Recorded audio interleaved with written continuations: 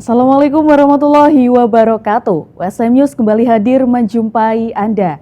Beragam informasi menarik akan kami sajikan untuk Anda selama 30 menit ke depan. Bersama saya Dena Miawati dan berikut USM News selengkapnya.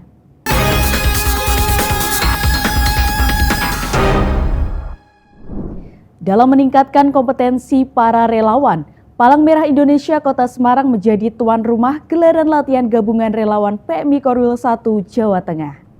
Palang Merah Indonesia Kota Semarang menjadi tuan rumah latihan gabungan relawan PMI Koordinasi Wilayah 1 Jawa Tengah pada 27 hingga 29 Desember 2024. Kegiatan yang diikuti 132 peserta dari 11 kabupaten kota yang bertempat di Politeknik Bina Transfusi Darah dan Waduk Jatibarang, Semarang. Ketua Paguyuban Korwil 1 PMI Jawa Tengah, Dr.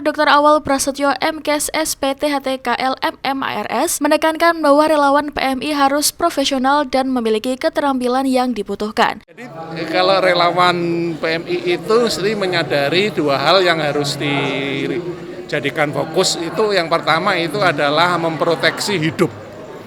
Jadi memproteksi hidup. Ya, hidup itu kan dimensinya tidak hanya fisik ya, tetapi di situ ada aspek psikologis dan aspek sosialnya itu. Ya, jadi itu memproteksi hidup secara holistik. Ya. Yang kedua menyelamatkan kehidupan. Jadi suatu kehidupan manusia tentu saja. Kehidupan manusia kalau terancam, maka insting relawan PMI itu adalah menyelamatkan. Nah itu yang nanti akan di lapangan itu bisa membedakan tuh. Senada dengan hal itu, Ketua PMI Provinsi Jawa Tengah Sarwa Pramana SHMSI menegaskan bahwa relawan harus mampu memberikan respon cepat dalam memberikan bantuan kepada korban bencana. Sampaikan pada teman-teman, pada saat terjadi bencana besar, tolong diskresi diambil. Untuk mengeluarkan uang mendirikan dapur umum besok pagi atau malam ini, nggak usah ditunda. Oh ini emergensi kok. Nek masalah birokrasi kan bisa besok pagi administrasinya, tapi malam ini dirikan dulu dong. Jangan membiarkan masyarakat kelaparan. Kedinginan sudah nggak punya apa-apa, taruh di balai desa, nggak ada air hangat, waduh. Kasihan lah, apalagi kalau anak-anak. Dalam mendukung misi kemanusiaan, PMI Jawa Tengah juga memiliki tim khusus water and sanitation yang siap menyediakan fasilitas mandi, cuci, kakus, dan air bersih bagi korban di pengungsian. Dalam sesi pelatihan, Siva, salah satu peserta latihan gabungan, mengaku antusias dalam mengikuti setiap sesinya. Pertama kalinya saya mengikuti Latgab ya, yang bareng sama Korwil yang lain. Dan ini saya tuh tahun pertama buat jadi sukarelawan ya, mungkin masih baru dengan semua teman-teman dari relawannya. Jadi di sini belajar bareng, sharing sama yang udah sepuh-sepuh, udah senior, apalagi dari berbagai kota dan kabupaten ya di Korwil pertama. Dan kemudian saya juga belajar nih di layanannya di tanggap darurat bencana itu kan macam-macam. Terus saya kebagian di olah gerak perahu dan PPE. Terus ini sedang habis evakuasi dari korban tadi karena ada koordinasi dari posko. Evakuasinya tadi saya kan masuk di Seru 1 ya, ngevakuasi korban hanyut. Terus di pinggiran dia kena perdarahan di kaki kiri, sama tadi ada yang hamil cuman udah diangkat dari Seru. Yang harapan kedepannya semoga para relawan tetap marwahnya para relawan lah, karena ya saya juga baru, jadi untuk teman-teman semuanya semakin semangat jadi relawan.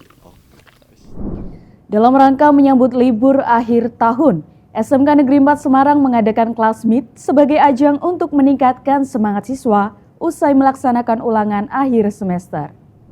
Dalam rangka menyambut libur akhir tahun, SMK Negeri 4 Semarang mengadakan kelas meet sebagai ajang untuk meningkatkan semangat siswa usai melaksanakan ulangan akhir semester. Acara yang digelar pada tanggal 16 sampai 19 Desember ini diikuti oleh seluruh siswa SMK Negeri 4 Semarang. Pasca pelaksanaan asesmen bersama akhir semester, SMK Negeri 4 Semarang menggelar acara kelas meet. Dalam acara itu, seluruh siswa diajak untuk berpartisipasi mengikuti lomba yang sudah disiapkan panitia OSIS. Para guru tidak hanya bertugas mengawasi dan memastikan kelancaran jalannya acara, tapi juga memberikan semangat kepada siswa untuk berkompetisi secara sehat dan sportif.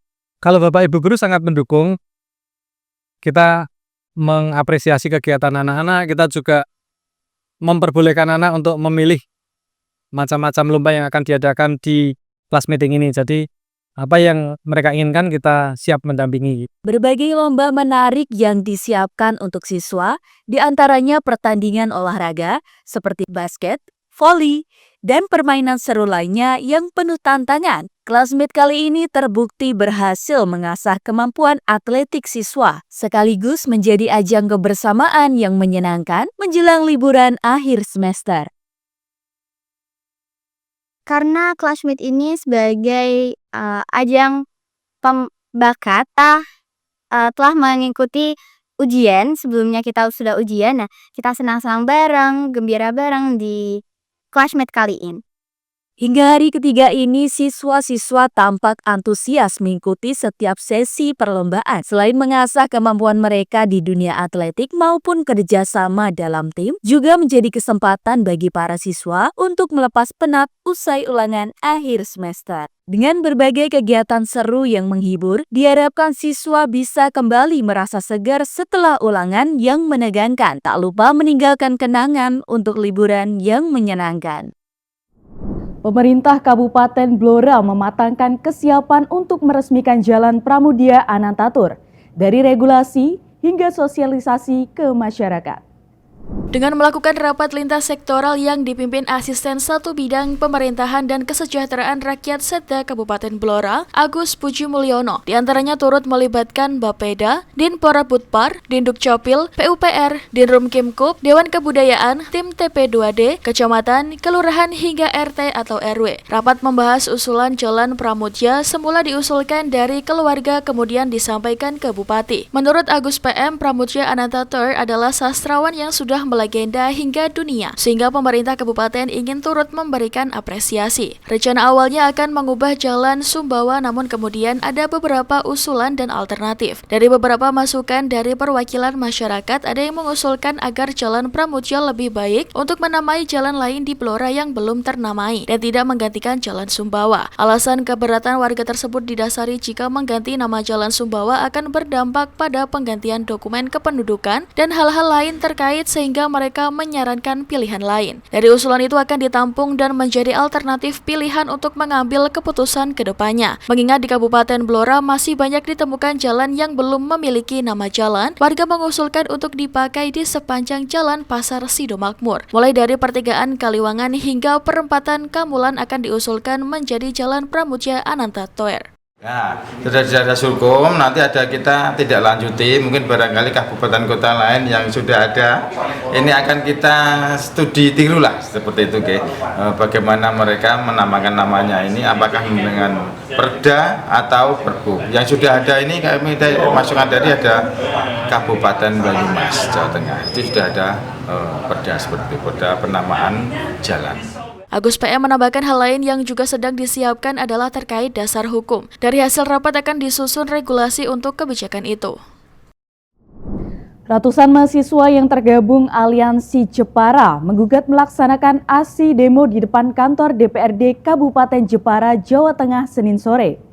Para pendemo ini mendesak Presiden segera mengeluarkan Perpu untuk membatalkan kenaikan PPN 12%.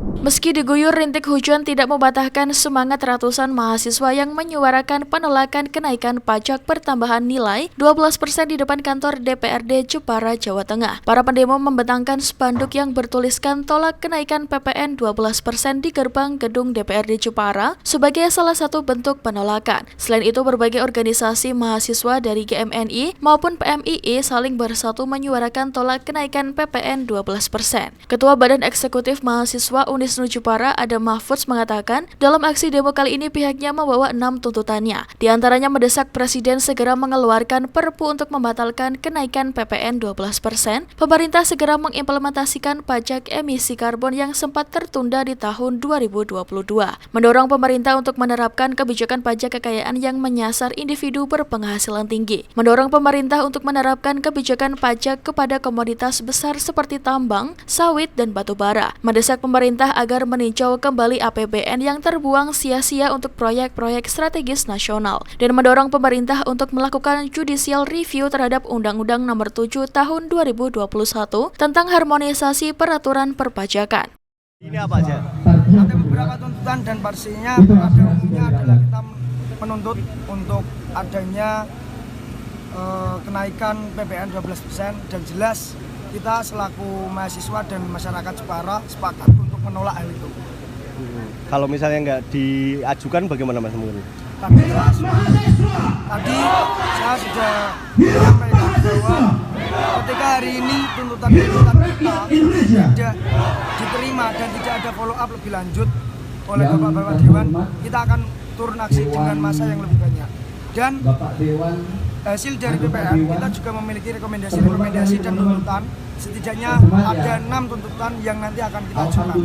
6 tuntutan itu apa aja Mas? 6 tuntutan salah satunya adalah kita ingin menuntut dan mendesak pemerintah agar segera membuat social review terkait dengan adanya kenaikan PPN 12%. Dan selanjutnya kita ingin memaksimalkan dan ingin mendesak pemerintah agar pemerintah bisa meminta 2,5%. Memaksimalkan pajak-pajak seperti komoditas batu bara, setelah itu tambang dan juga yang lainnya.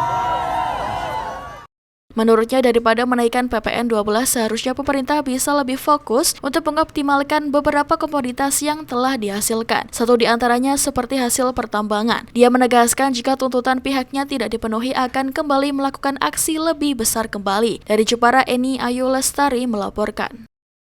Kota Lama Semarang menjadi pilihan wisata favorit saat liburan Nataru 2024. Spot foto dengan nuansa sejarah dan baju adat menarik perhatian wisatawan dari berbagai daerah. Kawasan Kota Lama Semarang menjadi magnet bagi wisatawan selama libur Natal dan Tahun Baru. Tak hanya wisata sejarah, kini Kota Lama Semarang juga menjadi lokasi favorit untuk bersuah foto menggunakan baju adat Jawa. Tren ini membawa dampak positif bagi pelaku usaha di kawasan tersebut. Salah satunya adalah penyedia sewa baju adat selama liburan Nataru. Mereka mampu meraup cuan besar. Cynthia, karyawan Koli Studio, menyebutkan bahwa permintaan foto meningkat hingga 100% selama musim libur. Dalam sehari pihaknya melayani hingga 50 sesi foto, jauh meningkat dibandingkan hari biasa yang hanya 15 hingga 20 sesi. Di libur Nataru ini bisa berapa sesi per hari? Per hari sekitar 40-an sampai 50 sesi Kak. Paling banyak? Paling banyak 50 sesi.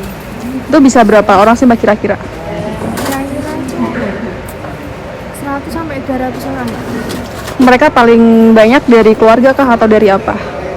Kemarin ada dari sekolahan ada itu 57 orang.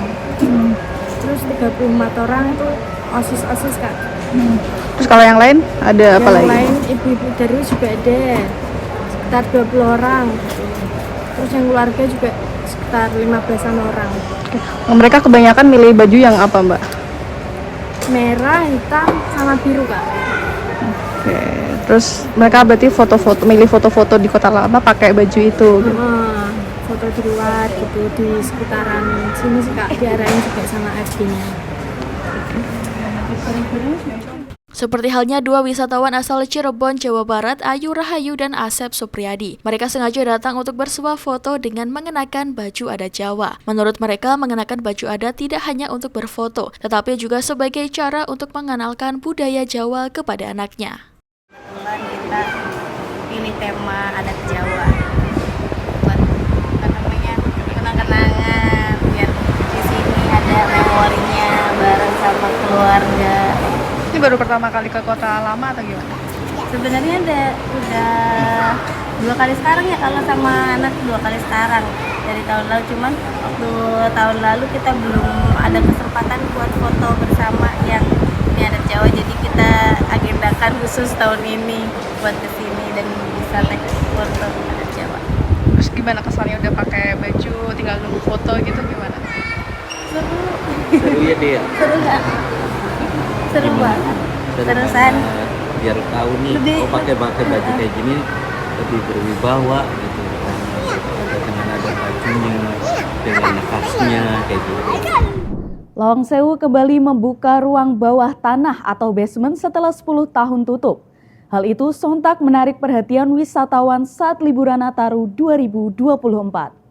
Libur Hari Raya Natal dan Tahun Baru atau Nataru membuat objek wisata di kota Semarang ramai dikunjungi wisatawan. Tak terkecuali Lawang Sewu yang baru saja membuka ruang bawah tanah atau basement. Seperti diketahui, wahana khusus itu terakhir dibuka pada 2014 silam dan baru dibuka kembali setelah 10 tahun berlalu, tepatnya di 3 Desember lalu. Meski baru dibuka beberapa hari, antusiasme pengunjung basement cukup tinggi. Mereka penasaran akan cerita mistis yang menghantui lorong bawah tanah itu. Seperti halnya pengunjung asal Purwodadi, Sekar Arum dan Hera Amri. Mereka penasaran apakah benar basement Lawang Sewu angker atau tidak. Usai memasuki basement Lawang Sewu, keduanya mengaku bisa merasakan sendiri bagaimana rasa sesak dan sempit di dalam ruang bawah tanah. Sebenarnya saya udah pernah sih, tapi sebelum ditutup ya. Nah, terus ini kan ditutup lagi, terus ini dibuka. Sama sih, dulu tuh ingatnya ya ada penjara jongkok, penjara berdiri. Ternyata sekarang ya masih sama tuh, cuman bedanya tuh sama yang dulu. Kalau dulu tuh baunya masih anyir-anyir gitu, nah kalau sekarang tuh kayak udah lebih adem lah gitu, hawanya udah gak menyeramkan dulu sebelum dibuka lagi. Terus tadi ya sempat aku kan pakai senter ya Mbak ya. Nah pas dimatiin tuh agak-agak horor juga ya pas senternya dimatiin tuh. Udah sih, so far sih seru. Takut nggak sih? Nggak takut dulu sih. Yang bikin penasaran apa sih Mbak? Bikin penasaran, ya kepo aja karena kan sebenarnya penjara dulu sama penjara berdiri benar apa kan tadi kata Bapak infonya kan dari orang, tapi ternyata tempat peluru atau tempat senjata gitu. Nah itu kayak sebenarnya itu benar nggak sih penjara duka penjara berdiri itu sih yang bikin, karena seru aja, kepo aja, pengen gimana bentuknya gitu. Soalnya kan satu kotak kecil itu diisinya 7 orang itu kan gimana seseknya, sama ada tempat pemenggalan juga gitu kan tadi. Menjelang perayaan pergantian tahun baru 2025, Polres Demak, Jawa Tengah memusnahkan ribuan botol minuman keras berbagai merek. Ribuan botol minuman keras hasil razia pekat ini sebagai langkah dalam menciptakan rasa aman dan nyaman dalam perayaan pergantian tahun baru. Dalam rangka menjaga keamanan dan ketertiban masyarakat atau Kamtibmas, selama perayaan malam tahun baru, Senin pagi Polres Demak memusnahkan 3.612 botol minuman keras dari berbagai merek. Dalam kesempatan ini, Pemkab dan Polres Demak secara simbolis memusnahkan miras dengan cara melemparkan botol miras ke alat berat untuk kemudian diikuti oleh para anggota dari Polres Demak. Untuk kemudian ribuan miras yang terdiri dari 2.258 botol merek pabrikan dan 1.354 botol arak tersebut dihancurkan menggunakan alat berat di Mapolres Demak. Ribuan botol miras tersebut merupakan miras hasil operasi kegiatan rutin yang ditingkatkan selama 4 bulan terakhir. Kapolres Demak AKBP Ari Cahya Nugraha menjelaskan, pemusnahan ribuan botol miras tersebut sebagai upaya untuk memastikan perayaan malam pergantian tahun baru akan berlangsung dengan aman dan kondusif. Selain itu, untuk memberi rasa nyaman dan aman bagi masyarakat, pihaknya menerjunkan ratusan personil yang nantinya akan ditempatkan di titik-titik strategis dan rawan kejahatan. Rekan-rekan media, untuk pemusnahan ini sendiri dari sebelum masa pilkada pemungutan suara sampai dengan hari kurang lebih 3-4 bulan. Kemudian jumlahnya sendiri sebanyak 3.612 botol yang terdiri miras pabrikan berbagai macam merek itu 2.258 botol. Yang kedua miras tradisional atau arak 1.354 botol. Ini semua persentase alkohol ada? Nggih, semuanya. Ini merupakan bentuk komitmen dari Polres Demak dan jajaran terhadap segala bentuk gangguan Kamtibmas dan merupakan operasi rutin yang ditingkatkan. Untuk pengamanan malam tahun baru nanti sejauh mana Bapak? Malam pengamanan tahun baru kita sudah menyiapkan personil yang nantinya pada tanggal 31 Desember sore kita akan gelarkan dan kita akan bagi di seluruh titik keramaian untuk memastikan kegiatan masyarakat dalam rangka menyambut malam tahun baru bisa berjalan aman dan damai. Pemusnahan miras ini apakah suatu jaga kondusivitas wilayah hukum Kabupaten Demak juga Bapak? Iya, ini merupakan bentuk komitmen dari Polres Demak juga sehingga tidak ada sesuatu yang sifatnya dadakan gitu. Semuanya sudah diperhitungkan dan sudah dimaksimalkan. Kapolres juga akan melarang keras terhadap penggunaan petasan dan kembang api selama perayaan malam tahun baru. Dari Demak, Mail Nur mengabarkan. Pemirsa, pergantian tahun sering ditandai keinginan memperbaiki diri dan mengurangi kebiasaan buruk. Tapi beragam survei menunjukkan kebiasaan baru di awal tahun belum tentu bertahan hingga akhir tahun. Lalu, kiat apa yang disarankan psikolog untuk memudahkan orang menepati resolusi tahun baru? Selengkapnya dilaporkan tim VOA dari Washington DC. Informasi ini sekaligus menutup perjumpaan kita hari ini.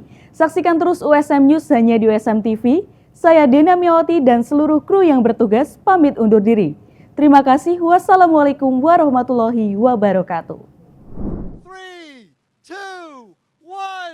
Setiap pergantian tahun, banyak warga Amerika Serikat mencanangkan resolusi tahun baru. Just try to be more healthy, cut back on my drinking and cigar smoking, try to save up on some money, and overall try to live a better life. The usual, lose weight, drink less, exercise more. Setiap orang juga punya kiat sendiri untuk menepati resolusi tahun barunya. Like I said, when I would start it on a certain day, then it felt like it was a task and you had to do it. But if you just try and live your life that way every day and give yourself a break now and then, you don't have to do it every day. I found that I stick to those things longer. Punish yourself, if you do something like eat a bunch of candy or a bunch of desserts and stuff, at a holiday party or something like that, set it up, go run. Seperti tahun-tahun sebelumnya, resolusi seputar kesehatan fisik dan seputar keuangan masih menjadi resolusi tahun baru teratas untuk tahun 2025. Pertanyaannya setiap tahun adalah seberapa lama orang bisa menepati resolusi tahun barunya. Karena berbagai alasan, banyak warga Amerika Serikat akhirnya tidak mencanangkan resolusi tahun baru tahun ini. Dan jumlahnya relatif banyak menurut survei terkini oleh Statista Consumer Insights, yaitu sekitar 43% warga Amerika Serikat. Psikolog umumnya tetap melihat ada sisi positif dari mencanangkan resolusi. One of the things that makes New Year's resolutions so invigorating is that we can sort of start anew, cast aside the expectations and the unfulfilled goals and set new ones. Orang disarankan untuk berfokus pada proses, bukan target tertentu. Misalnya lari atau yoga sekian kali seminggu, bukan target turun 5 kg dalam sekian hari. The goals should be seen as what they are, which is a tool in your tool set to allow you to continue to grow. Not for what you can achieve by achieving that goal, but what you become by pursuing growth. Because as humans, we are creatures that aspire. And the fact that we have goals, the fact that we want to set new goals is just a manifestation of that internal and almost universal desire to want to stretch, to want to reach, to want to expand and grow. Satu hal kunci adalah jangan terlalu rumit memikirkan komitmen terhadap resolusi. The daunting weight of the commitment and discipline and sacrifice necessary. So there's all of that psychology that comes into a particular goal. And what that does is it prevents you from doing the single most important thing toward achieving your goal, which is to get started. Dan memulai kebiasaan baru ini tak harus menunggu tahun baru. Dari Washington DC, Nova Purwadi dan tim VOA.